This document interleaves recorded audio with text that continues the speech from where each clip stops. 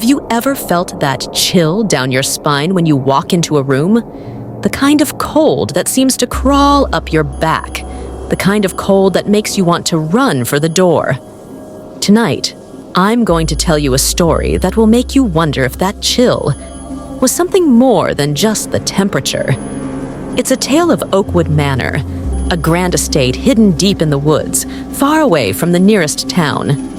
The manor, with its towering spires and intricate woodwork, was once the home of the Oakwood family, an old, prestigious lineage.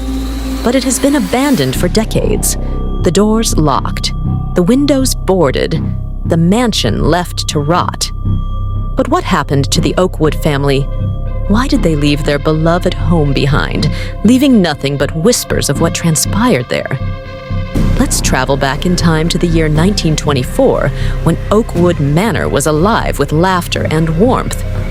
The Oakwoods weren't like other families in the town. They were known for their wealth, their beauty, and their charm. But there was something else about them. Something darker. You see, the Oakwood family didn't just inherit the manor. They inherited a curse.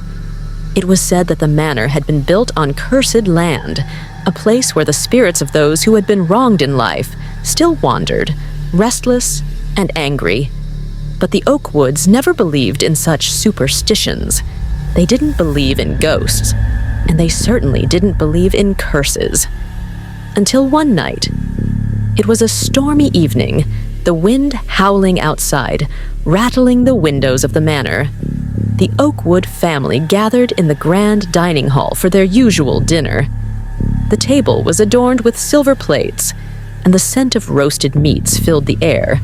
But amidst all the elegance, there was an unsettling presence in the room. The air was thick, heavy, almost suffocating. Suddenly, the door to the dining hall creaked open, and in stepped a figure, pale, almost ghostly, with eyes that seemed too dark for a human. She was a woman, dressed in an old-fashioned gown, her hair flowing like wisps of smoke. But there was something not quite right about her. Her name was Eleanor Oakwood. She was the eldest daughter of the Oakwood family, but she had disappeared 5 years earlier, vanishing without a trace. No one knew what had happened to her until that night.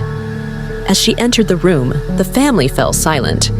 Her once beautiful face was now pale and gaunt, her eyes hollow and lifeless.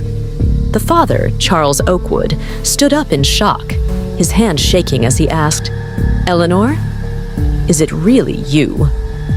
But Eleanor didn't answer. She simply stared at him with an empty gaze, as if she didn't recognize him at all. And then, without a word, she turned and walked toward the grand staircase that led up to the second floor. The Oakwoods were frozen. They watched in silence as she ascended the stairs, her footsteps echoing throughout the vast hall. But there was something off about her walk. It wasn't natural. It was as though she was floating, her feet never quite touching the steps. Charles Oakwood, desperate to understand, followed his daughter up the staircase. But as soon as he reached the top, the air grew cold.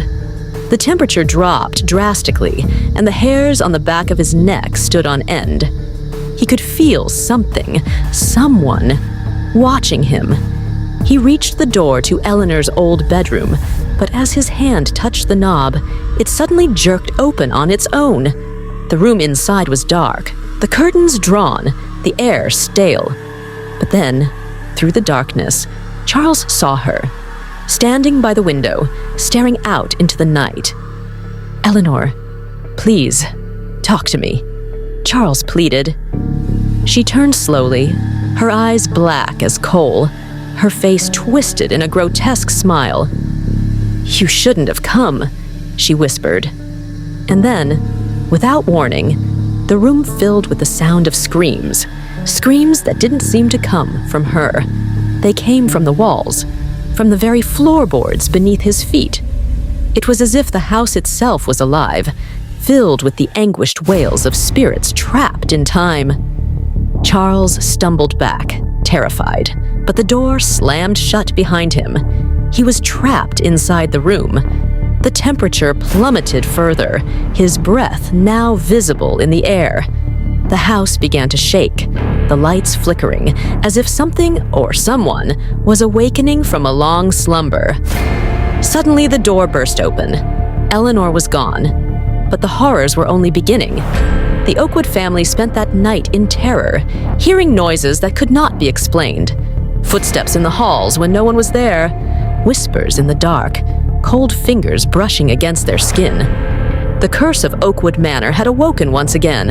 As the days passed, strange things continued to happen. Guests who stayed overnight would report seeing the shadow of a woman in the halls, and some claimed to have heard the soft cry of a baby from the nursery, a baby that never existed.